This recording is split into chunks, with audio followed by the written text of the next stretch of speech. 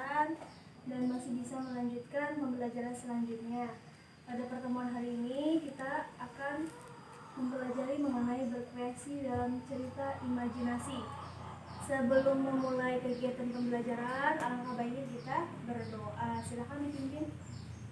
Sebelum memulai pelajaran hari ini, alangkah baiknya berdoa. Berdoa dimulai.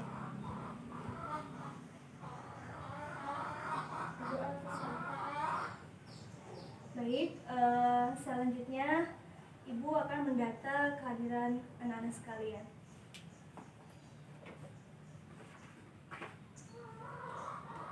Sumi hadir Bu, Putri hadir Bu, Silvi hadir. Siapa yang tidak hadir? Oh, baik, ya, mudah-mudahan yang tidak hadir bisa mengikuti pembelajaran melalui adik-adik sekalian. Sebelum memulai pembelajaran, Ibu mau bertanya, apa sih berkreasi dalam cerita imajinasi itu berhubungan dengan apa sih? Dengan teks narasi. Ya, cerita imajinasi itu kenapa berhubungan dengan teks narasi? Akan dijelaskan. Nah, sebelum ke teks narasi, apa sih itu imajinasi? Imajinasi itu apa? Hah? Hayalan. Lalu ada lagi apa? Angan-angan. Ya, imajinasi itu berkaitan dengan angan-angan, dengan khayalan, ya, dengan pemikiran kita gitu. Di sini ada mengidentifikasi unsur pembangun cerita imajinasi yang sudah disampaikan bahwa dalam sebuah cerita ada unsur apa? Ada unsur intrinsik dan ekstrinsik. Nah, selanjutnya itu cerita umum teks narasi. Tadi yang sudah disampaikan bahwa cerita imajinasi itu berkaitan dengan teks narasi. Kenapa? Karena di dalam teks narasi itu ada orientasi, resolusi, dan ada resolusi komplikasi seperti itu. Jadi umumnya yang pertama itu ada ide cerita yang terbuka. Misalnya, Ibu akan mencontohkan judulnya itu Mia dan Sumi dan Putri dan Sumi Putri dan Pohon Ajaib, misalkan seperti itu. Itu ide ceritanya ya. Misalkan lalu kesini tempat keanehan dan keajaiban. Anehnya itu pohon ajaib. Mana ada pohon ajaib ya kan? Kita kan hanya berimajinasi dan membayangkan bahwa pohon itu bisa ada keanehan gitu dari segi alur cerita yang akan kita tulis. Selanjutnya ada latarnya di mana? Tentunya mungkin di Bekasi atau di daerah mana seperti itu. Fiksi atau khayalan, itu kan khayalan kita bahwa pohon itu adanya misalkan di Bekasi ada pohon ajaib dan di situ tokohnya ada Sumi dan Putri seperti itu. Lalu bahasanya dan segi bahasanya agak lebih sederhana ya, jadi dapat dimengerti oleh semua kalangan. Mengidentifikasi jenis teks narasi itu berdasarkan kehidupan nyata. Jadi dalam teks suatu imajinasi, cerita imajinasi itu berkaitan dengan teks narasi, berkaitan dengan cerita fantasi seperti itu. Jadi dalam sebuah cerita pasti ada sebagian berdasarkan kehidupan nyata, berdasarkan apa yang ada di dalam kehidupan kita ya. Itu berdasarkan latar. Melihat misalkan kita hidup di Bekasi, keadaan kehidupannya seperti ini, kita tuangkan dalam sebuah tulisan, misalkan seperti itu. Selanjutnya itu menyajikan gagasan kreatif. Pertama itu ada menentukan tokoh, menentukan latar, menciptakan alur. Lalu ini ada mengembangkan kerangka, menelaah teks yang sudah dibuat, mempublikasi dan menemukan ide penulisan.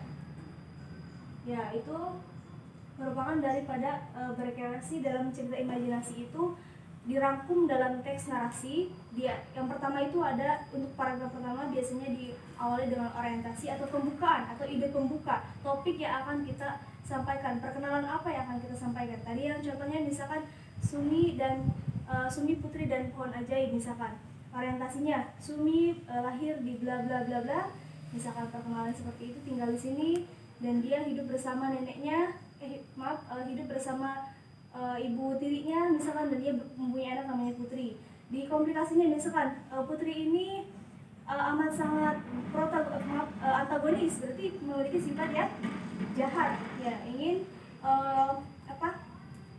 dilakukan si Sumi ini seolah-olah sebagai pembantu. Kita menyadur dengan kisah bawang merah dan bawang putih ya. Di komplikasinya itu ada pergejolakan antara si ibunya Putri, misalkan ibunya Putri yang amat sangat sayang dengan anaknya, namun tidak sayang dengan anak tirinya seperti itu. Hingga akhirnya ada pangeran lah datang ke sana ingin melihat kenapa ini kok bisa ada daun pohon ajaib, dari pohon ajaib kok bisa ada daun ajaib seperti ini. Akhirnya dia mendatangi rumah tersebut dan akhirnya Sumi dengan pangeran tersebut menikah, misalkan seperti itu. Itu kan hayalan, seolah-olah seolah-olah nyata, namun itu kan namanya hayalan dan angan-angan kita semata seperti itu. Mungkin itu yang bisa Ibu sampaikan, bahwa teks narasi itu berkaitan dengan cerita imajinasi, cerita fantasi. Di sana ada orientasi atau pembukaan, lalu ada komplikasi, ada konflik di antara cerita tersebut, lalu ada resolusi atau kesimpulannya seperti itu. Dan di dalam tokoh tentunya pasti ada antagonis, protagonis, lalu antagonis yang jahat, protagonis yang baik, lalu ada yang campuran ya.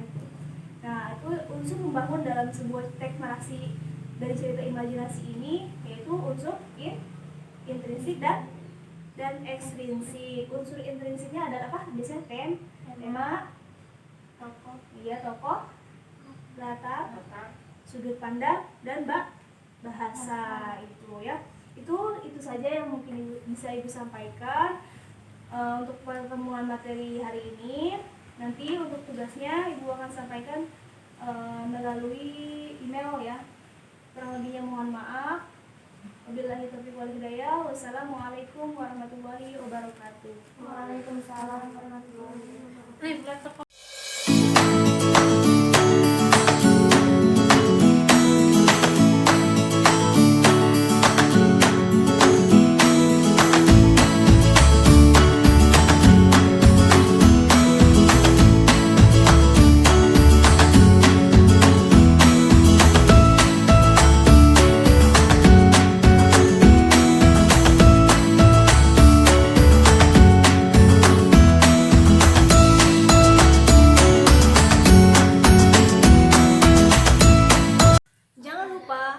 Kita menerapkan 3M, memakai masker, mencuci tangan, dan menjaga jarak.